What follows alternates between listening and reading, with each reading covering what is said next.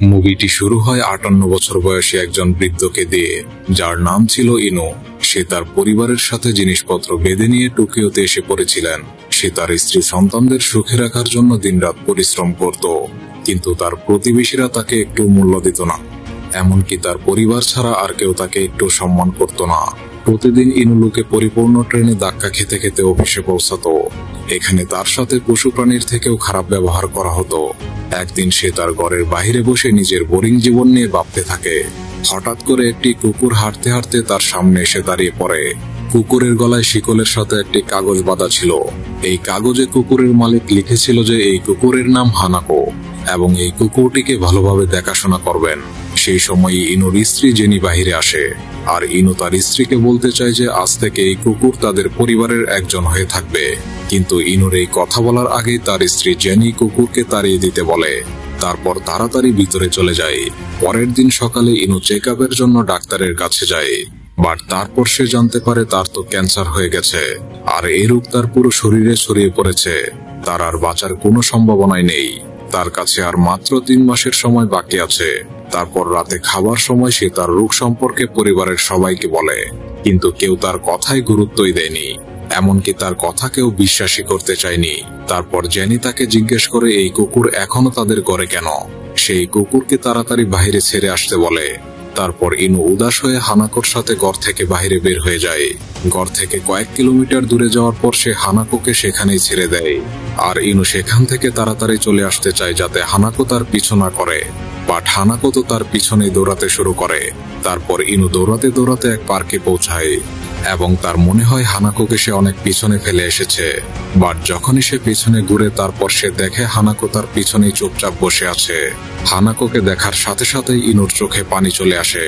তারপর সে হানাকোকে এভাবে একলা ছেড়ে আসার জন্য তার কাছে ক্ষমা চায়। আর তারপরেই সে এক ছেলেকে তার সামনে এক বেঞ্চে বসে থাকতে দেখে। তারপর হঠাৎ করে আকাশ থেকে তীব্র আলো আসতে থাকে। এটা দেখে হানাকো ভয়ে পালিয়ে যায়। তারপর সেখানে একটি বড়সড় ধামাকা হয়, আর এই কারণে ইনু জ্ঞান হারিয়ে ফেলে। তারপর সকালে যখন তার চোখ খুলে তখন সে দেখে চশমা ছাড়াই সে সবকিছু ভালোভাবে দেখতে পাচ্ছে। আর দেখে হানাকো এখনো তার জন্য পাশেই বসে আছে।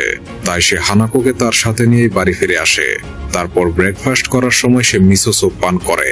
এরপর তার খুব পিপাসা পায়, আর সে খুব পানি পান করে। তারপর তার রুমে চলে যায়। তারপর সে দেখে তার হাত থেকেই গরম হাওয়া বের হচ্ছে। তাই তাড়াতাড়ি করে তার শার্ট খুলে ফেলে, আর সে ভাবতে থাকে কিছু তো একটা গড়বড় রয়েছে। তারপর হঠাৎ করে তার বাম হাতে এক ফিউচারিস্টিক হাতিয়ারে পরিবর্তন হয়ে যায়, আর সেখান দিয়ে পুরো স্যুপ বাহিরে চলে আসে। তারপর হতাশ হয়ে যখনই সে তার মুখে স্পর্শ করে সাথে সাথে তার মনে হয় তার গলায় কিছু একটা রয়েছে। আর যখনই সে তার হাতের আঙুল গলায় দেয় সাথে সাথে তার চেহারা তার মাথা থেকে আলাদা হয়ে যায়, আর সে দেখে তার মাথা তারে ভরপুর। যখন সে নিজেকে আয়নায় দেখে তখন সে এসবের কিছুই বুঝতে পারছিল না, কারণ তারপর তার দুটো হাত হাতিয়ারে রূপান্তরিত হয়ে গিয়েছিল। সে বুঝতে পারছিল না যে এখন তার কি করা প্রয়োজন। ইনুকে দেখে তো হানাকো ভয়ে চেঁচাতে শুরু করে। হানাকোর আওয়াজ শুনে জেনি রুমে আসে, বাট জেনি রুমে আসার আগেই ইনুর শরীর ঠিক আগের মতোই স্বাভাবিক হয়ে যায়। এরপর আমরা হিরো নামের এক ছেলেকে দেখতে পাই যে মেরির সাথে একই ক্লাসে পড়তো। একদিন তার বেস্ট ফ্রেন্ড চৌকো তার সাথে দেখা করার জন্য তাদের বাড়িতে আসে। হিরো অনেকদিন ধরে স্কুলে যায় না, কারণ স্কুলের সব ছাত্ররা তাকে বিরক্ত করত। এরপর তার বেস্ট ফ্রেন্ড চৌকোকে তাদের ব্যালকনিতে আসতে বলে, আর আকাশে একটি পাখির দিকে আঙুল তাক করে গুলি চালানোর ইশারা করে। সেই সময় সাথে সাথে ওই পাখি মারা যায়। চৌকো তো বুঝতেই পারছিল না যে আসলে এটা কি হলো। এরপর হিরো চৌকোকে তার সাথে একটা গ্যারেজে নিয়ে যায়। হিরো তার শক্তি দিয়ে গাড়িগুলোকে আপনা আপনি একটি আরেকটির সাথে অ্যাক্সিডেন্ট করায়। এরপর তার শার্ট খুলে তার পুরো শরীরকে হাতিয়ারে রূপান্তরিত করে ফেলে। সে চৌকোকে বলে সে এখন সাধারণ মানুষ নয়, এখন সে সুপার হিরো হয়ে গেছে। অপরদিকে ইনু এখনো তার শক্তি সম্পর্কে পুরোপুরিভাবে জানতেই পারেনি। ইনুর মনে হয় যা কিছু হয়েছে তা একটা ম্যাজিক স্বপ্ন ছিল। তার বিপদের এখানেই শেষ নয়। সেদিন থেকেই তাকে চাকরি থেকে বের করে দেওয়া হয়। ইনু বুঝতে পারছিল না যে তার ধার দেনা সে কিভাবে মিটাবে। তার সব থেকে বেশি চিন্তা তো তার পরিবার নিয়ে। বাড়ি ফেরার সময় রাস্তায় সে একটি আহত কবুতর দেখতে পায়। সে কবুতরকে মাটি থেকে তুলে নেয়, আর তার শক্তির মাধ্যমে কবুতরের ভিতরে কোথায় আঘাত লেগেছে সব দেখতে পায়। কবুতর তার হাতে কিছুক্ষণ থাকার পরে পুরোপুরিভাবে সুস্থ হয়ে উড়ে যায়। তখন সে এটা বুঝতে পারে যে যেকোনো আঘাত ঠিক করার শক্তি তার মধ্যে এসে পড়েছে। তখনই হঠাৎ করে সে এক মহিলার আওয়াজ শুনতে পায় যে তার 10 বছরের সন্তানকে বাঁচানোর জন্য ডক্টরের কাছে অনুরোধ করছে। ইনো বুঝতে পারে এই আওয়াজ আশেপাশের কোনো হসপিটাল থেকেই আসছে, তাই সে তাড়াতাড়ি করে সেই হসপিটালে পৌঁছে যায়। আর যখন সে রুমে ঢুকলো তখন সেখানে কেডা নামের এক বাচ্চাকে দেখতে পায়, যে এই সময় ঘুমায় রয়েছে। যখন ইনো সেই বাচ্চাকে স্পর্শ করে তখন তার শরীরের সিস্টেম বাচ্চার রোগ সম্পর্কে জেনে যায়। তারপর সে ওই বাচ্চাকে সুস্থ করার চেষ্টা করে। কিছুক্ষণের মধ্যেই কেডা পুরোপুরি সুস্থ হয়ে যায়। তারপর যখন সে তার চোখ খুলে তখন তার মা রুমে আসেন, আর রুমের ভিতর একজন অপরিচিত ব্যক্তিকে দেখে তিনি ভয় পেয়ে যান এবং তিনি তাড়াতাড়ি ডক্টরকে ডাকেন তাকে বের করার জন্য। কিন্তু তখনই তার ছেলে উঠে তাদেরকে থামতে বলে। আর এই অবিশ্বাস্য ঘটনা দেখে তো ডক্টরও চমকে যায়। অন্যদিকে ইনু লুকিয়ে বাইরে চলে আসে এবং তার এতটাই খুশি অনুভব হচ্ছিল যে তার জীবনে এর চেয়ে খুশি আর কখনো হয়নি। এরপর অন্যদিকে আমরা দেখি যে চৌকোকে স্কুলের টেকেন নামের এক বদমাস ছেলে আর তার বন্ধুরা বিরক্ত করছিল। তখনই হিরো সেখানে আসে এবং টেকেন তার কলার ধরে ফেলে। তখনই হিরো টেকেনের হাত এমন ভাবে ধরে যে টেকেনের মনে হয় তার হাত আজকে ভেঙেই যাবে। হিরো তাকে চৌকোর কাছে ক্ষমা চাইতে বলে। এরপর তার হাতকে বন্দুকের মতো নিশানা করে টেকেনকে বলে চৌকোর কাছ থেকে যে টাকা জোর করে নিয়েছ তা ফেরত দাও। টেকেন বলে এখন তার কাছে এত টাকা নেই। বাট সেই সময় চৌকো হিরোকে থামিয়ে দেয়। হয়তো চৌকো টেকেনকে ঘৃণা করে, কিন্তু সে এটা কখনোই চায় না যে হিরো তাকে একেবারে মেরে ফেলুক। এরপর হিরো যখন রুম থেকে বাইরে যায় তখন শিন নামের এক মেয়ে তার পিছনে যায় এবং তার মনে পুরো সাহস এনে হিরোকে তার ভালোবাসার কথা বলে। এটা শোনার পর হিরো খুব খুশি হয়। এরপর যখন হিরো তার মাকে ফোন করে তখন তার মা বলে তার বাবার শরীর খুব খারাপ, আর বলে তার বাবা তার সাথে শেষবারের মতো দেখা করতে চায়। এই জন্য আজ রাতে হিরোকে তার মা ডিনারের জন্য তার বাবার বাড়িতে যেতে বলে। হিরো এখনো পর্যন্ত তার বাবার প্রতি বিরক্ত ছিল, কারণ তার বাবা তাকে আর তার মাকে একলা ফেলে রেখে চলে গিয়েছিল। তারপরও হিরো আজ তার বাবার সাথে দেখা করার সিদ্ধান্ত নেয়। যখন হিরো তার বাড়িতে পৌঁছায় সাথে সাথে তার বাবা তাকে এই মাসের খরচের টাকা দেয় এবং ডিনারের সময় হিরোর সৎ মা ও সৎ ভাই বোনের সাথে দেখা হয়। হিরোর তাদেরকে নিয়ে কোনো সমস্যা ছিল না, কিন্তু আজও সে তার বাবাকে ক্ষমা করতে পারেনি। তারপর যখন তারা খাওয়া দাওয়া শুরু করে তখন হিরো তার বাবাকে গুলি করার সিদ্ধান্ত নেয়। বাট তার ছোট ভাইয়ের মনে হয় যে এটা কোনো খেলা হবে হয়তো, এই জন্য সে আসল গুলি না চালিয়ে নকল গুলি চালায়। তার কিছুক্ষণ পর হিরো যখন তার বাড়ি ফিরছিল তখন তার বাবার প্রতি রাখতে রাখতে আনমনে প্রতিবেশীর ঘরে ঢুকে পড়ে আর কোনো কিছু না ভেবেই তার সামনের ব্যক্তিকে গুলি করে দেয়, আর তার সাথে তার স্ত্রী সন্তানদেরও। আর অন্যদিকে ইনু হসপিটালে এক ছোট বাচ্চাকে সুস্থ করছিল। তারপর হঠাৎ করে সে এক মেয়ের চিৎকারের আওয়াজ শুনতে পায়। সাথে সাথে সে দৌড়ে ওই মেয়েকে সাহায্য করতে যায়। বাট যখনই সে ওই ঘরে পৌঁছায় তখন দেখে ওই মেয়ের মাথায় গুলি লাগার কারণে সে মরে পড়ে আছে। তারপর ইনু ওই মেয়েকে সুস্থ করার চেষ্টা করে, বাট তার কাছে মরে যাওয়া লোকদের জীবিত করার শক্তি ছিল না। তারপর সে পাশের রুমে যায় এবং সেখানে ওই মেয়ের বাবা মায়ের লাশ দেখতে পায়, আর হিরো তার সামনেই দাঁড়িয়েছিল। আর হিরো এসব কাজের কোনো সাক্ষীকে বাঁচিয়ে রাখতে চাইছিল না, আর এই জন্য সে ইনুর উপরও গুলি চালিয়ে দেয়। তারপর বাহিরে চলে যায়। কিছুক্ষণ পরে ইনু নিজেই উঠে দাঁড়ায় এবং হিরোর পিছনে যায়, বাট ততক্ষণে অনেক দেরি হয়ে গিয়েছিল। এরপর প্রতিটা টিভি চ্যানেলে এই পরিবারের হত্যা সম্পর্কে নিউজ চলছিল। তারা বলে যে তাদের উপর বন্দুক দিয়ে হামলা করা হয়েছে, বাট অদ্ভুত ব্যাপার হলো সেখানে একটাও গুলি পাওয়া যায়নি। এরপর যখন চৌকো হিরোর সাথে দেখা করে তখন চৌকো হিরোকে জিজ্ঞেস করে যে এই পরিবারের মৃত্যুতে কি তোমার হাত আছে। তখন হিরো নিজের দোষ স্বীকার করে আর বলে যে সে এখন মানুষ নয়, বিধাতা হয়ে গেছে, এবং সে ওয়াদা করে যে সবসময় চৌকোকে বিপদ থেকে রক্ষা করবে। বাট চৌকো খুব ভয় পেয়ে যায় আর হিরোকে বলে তার জীবন থেকে সারা জীবনের জন্য দূরে চলে যেতে। তারপর যখন হিরো তার বাড়িতে আসে তখন তার মা হিরোকে বলে সামনের মাস থেকে তার বাবার বাড়িতে থাকতে। যখন হিরো তার মায়ের কাছে এর কারণ জানতে চায় তখন তার মা বলে তার ক্যান্সার হয়েছে আর এখন তার কাছে খুব বেশি একটা সময়ও নেই। এটা শুনে হিরোর বড় ধরনের ঝটকা লাগে। তখন তার মাকে বুকে জড়িয়ে ধরে বলে যে সে তাকে মরে যেতে দিবে না। আর অন্যদিকে ইনুর চাকরি চলে যাওয়ার কারণে সে খুব পেরেশানির মধ্যে পড়ে যায়। তখনই সে শুনতে পায় চৌকোর সাহায্য প্রয়োজন। চৌকো উপরওয়ালার কাছে হিরোকে থামার জন্য প্রার্থনা করে। যাতে সে আর কাউকে খুন না করে। এটা শুনে ইনো হানাকোকে কোলে নেয় আর উড়ে ওই জায়গায় পৌঁছে যায় যেখানে চৌকো ছিল। আর এখন সে তার শক্তির মাধ্যমে পৃথিবীর মানুষকে রক্ষা করার সিদ্ধান্ত নেয়। ইনো চৌকোর সাথে দেখা করে তাকে সেই রাতের কথা বলে যেখান থেকে তার আর হিরোর মধ্যে জাদু শক্তি এসেছিল। ইনো তাকে বলে সেদিন হিরো তার সামনের ব্রেঞ্চে বসেছিল আর হঠাৎ করে সেখানে একটি খুব বড় ধামাকা হয়। আর তারপর থেকেই দুজনের শরীরে অদ্ভুত শক্তি চলে আসে। তখন চৌকো জিজ্ঞেস করে আপনার শক্তিতে দুর্বলতা কি আছে? এই শক্তি যেহেতু একইভাবে এসেছে তাহলে এই দুর্বলতা অনুযায়ী হিরোকে হারানো যেতে পারে।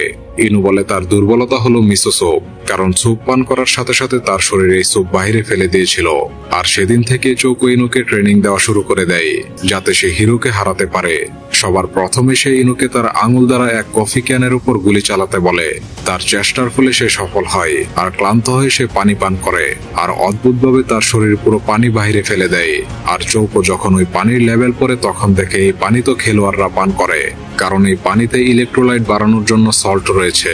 তারপর চৌকো বুঝতে পারে যে মিসো স্যুপেও লবণ থাকে, অর্থাৎ ইনুর শরীর সোডিয়াম হজম করতে পারে না। এর কিছুদিন পরে হিরো তার মাকে নিয়ে ডক্টরের কাছে যায় আর ডক্টর তখন বলে কোনো অদ্ভুত কারণে তার মায়ের শরীরের সকল ক্যান্সার কোষ নষ্ট হয়ে গেছে এবং তার মা এখন পুরোপুরি সুস্থ। এটা শুনে তারা দুজনেই খুব খুশি হয়। তারপর তারা যখন বাড়ি ফিরছিল তখন রাস্তার মাঝে কিছু পুলিশ হিরোকে থামিয়ে দেয়, কারণ ওই পরিবারের নিহত হওয়ার বিষয়ে হিরোকে তারা জিজ্ঞাসাবাদ করতে চায়। আর তখন গ্রেপ্তার হওয়ার ভয়ে হিরো সেখান থেকে পালিয়ে যেতে থাকে, তাই পুলিশ তাকে ধরতে তাকে তাড়া করতে থাকে। এই কারণে হিরো পুলিশের 3 জনকে গুলি মেরে পালিয়ে যায়। কিছুক্ষণের মধ্যে হিরোর পালানোর খবর পুরো নিউজ চ্যানেলে ছড়িয়ে পড়ে। এর পরের দিন যখন শিন স্কুল থেকে বাড়ি ফিরছিল তখন হিরোর সাথে তার দেখা হয়। এরপর হিরোকে সে তার বাড়িতে যেতে বলে। সে হিরোকে বলে যে তাদের বাড়িতে শুধু সে আর তার বৃদ্ধ দাদি থাকে, তাই হিরো যতদিন চায় ততদিন সেখানে সুরক্ষিত থাকতে পারে। অন্যদিকে মেরে যখন তার বাড়ি ফিরছিল তখন সে রেল স্টেশনে তার পিতাকে চৌকোর সাথে দেখে। তারপর যখন চৌকোকে এই ব্যাপারে জিজ্ঞেস করে যে তোমরা কখন পরিচিত হলে, তখন চৌকো মিথ্যে বলে যে আমরা তো ফ্রি ফায়ার খেলা থেকে পরিচিত হয়েছি।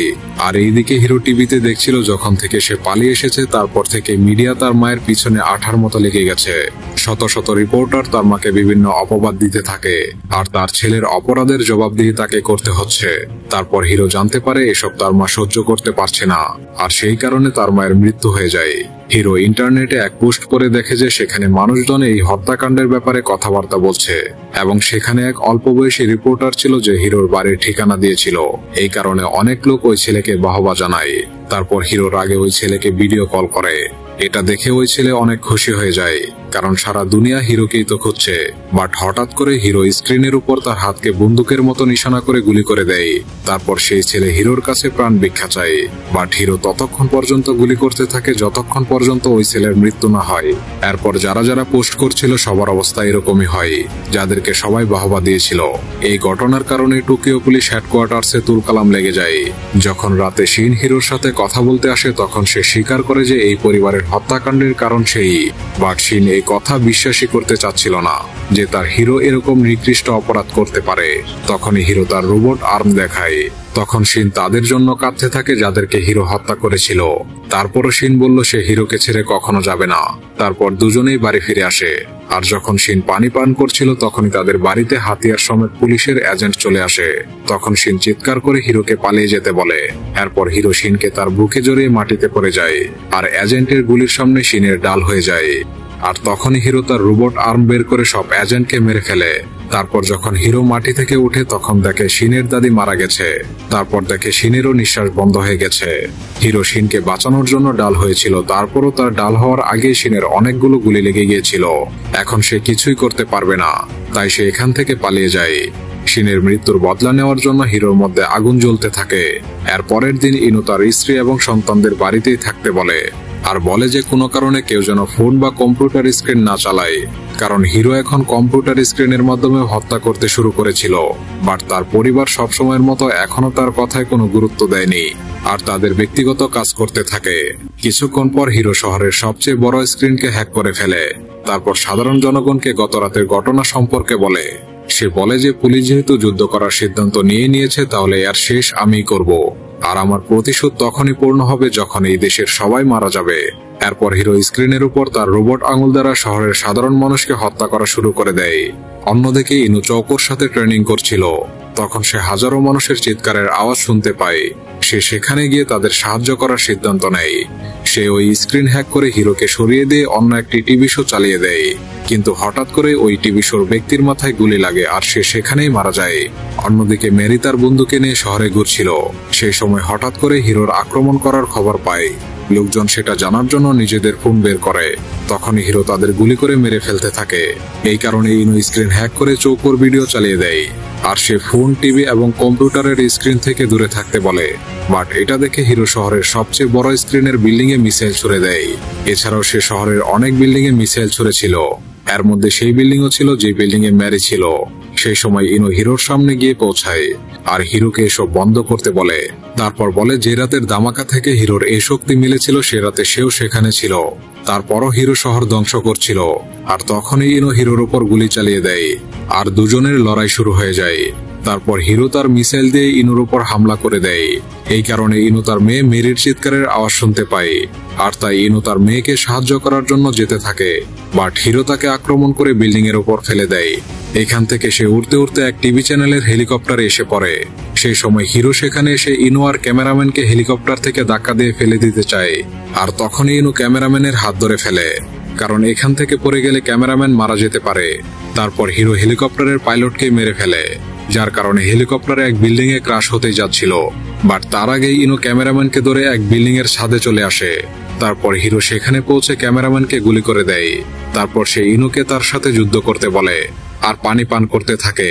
আর সেই পানির বোতলে ইনো গুলি করে বোতল ফেলে দেয় আর সেখানে সে সোডিয়াম যুক্ত পানি ছুড়ে দেয়। যখনই হিরো সেই পানি পান করে তখনই তার সিস্টেমে গড়বড় শুরু হয়ে যায়। তারপরও হিরো ইনোকে ছাড়েনি আর এই কারণে দুজনে উড়তে উড়তে মহাকাশে পৌঁছে যায়। বাট যখনই হিরো ইনোকে মেরে ফেলতে চায় তখনই তার শরীরের মেশিন অটোমেটিক্যালি ড্যামেজ হতে শুরু করে। তার ইঞ্জিন নষ্ট হয়ে গিয়েছিল আর তখনই ইনো তার মিসাইল দিয়ে খুব জোরে হামলা করে হিরোকে হারিয়ে দেয়। এরপর সে সোজা তার মেয়েকে বাঁচাতে যায়। বাট ততক্ষণে সে প্রায় মরে গিয়েছিল। তখন সে মেরির বুকে চাপতে চাপতে বাঁচানোর চেষ্টা করে আর সৌভাগ্যবশত মেরির শ্বাস প্রশ্বাস ফিরে আসে। এরপর তার শক্তির মাধ্যমে মেরিকে সুস্থ করে ফেলে। সেই খুশিতে ইনো তার মেয়েকে প্রায় বুকে জড়িয়ে দৌড়তেই যাচ্ছিল। বাট তখনই হিরো সেখানে এসে ইনোকে খুব জোরে ধাক্কা দিয়ে ফেলে দেয় আর সে পাগলের মতো বেঁচে থাকা লোকদেরকে মারতে শুরু করে। আর তারপর হিরো মেরির সামনে আসে আর যখনই সে মেরিকে গুলি করতে যাবে তখনই ইনো তার উপর লাফ দিয়ে তাকে নিয়ে পড়ে যায়। বাট তারপরও মেরির গুলি লেগে গিয়েছিল, তাই ইনো তার মেয়ের মরার আগে তাকে সুস্থ করতে দৌড়ে যেতে চায়। বাট তখন হিরো ইনোকে উপরে তুলে খুব খারাপ ভাবে মারতে থাকে। হিরো যে কোনো উপায়ে মেরিকে মেরে ফেলতে চাচ্ছিল, বাট ইনো বারবার তাকে বাঁচাতে চলে আসছিল। তাই হিরো ইনোকে খুব বেশি মারে আর এক সময় ইনোর মাথা খুলে যায় আর মেরি দেখে তার পিতা কোনো সাধারণ মানুষ নয়। তারপর হিরো লোহার কিছু একটা দিয়ে ইনোর মাথায় একের পর এক আঘাত করতে থাকে। পরিশেষে মেরিকে তুলে জানালার কাছে নিয়ে যায় আর তাকে নিচে ফেলে দেওয়ার ভয় দেখায়। ইনো তার মেয়ের জীবন বাঁচানোর জন্য হিরোর সামনে মিনতি করতে থাকে, বাট হিরোর তাতে কিছু যায় আসে না। যখনই হিরো মেরিকে নিচে ফেলে দেয় তখনই ইনোর শরীরের পুরো শক্তি এক হয়ে যায় আর তার মাঝে এত বেশি শক্তি এসে পড়ে যে সে একবারেই হিরোকে টুকরো টুকরো করে দেয় আর তাড়াতাড়ি উড়ে যায় মেরিকে বাঁচানোর জন্য। আর শেষমেশ সে মেরিকে মৃত্যু থেকে বাঁচাতে সক্ষম হয়। তারপর টিভিতে হিরোর ভয়ানক মৃত্যুর খবর দেখানো হয় আর এর সাথে এই মামলা শেষ হয়ে যায়। বাট পুলিশ হিরোর শরীরের শুধুমাত্র কয়েক টুকরো পায়, পুরো লাশ খুঁজেই পায়নি। অন্যদিকে ইনুর পরিবারে মেরি ব্যতীত আসল সত্যটা আর কেউ জানতই না।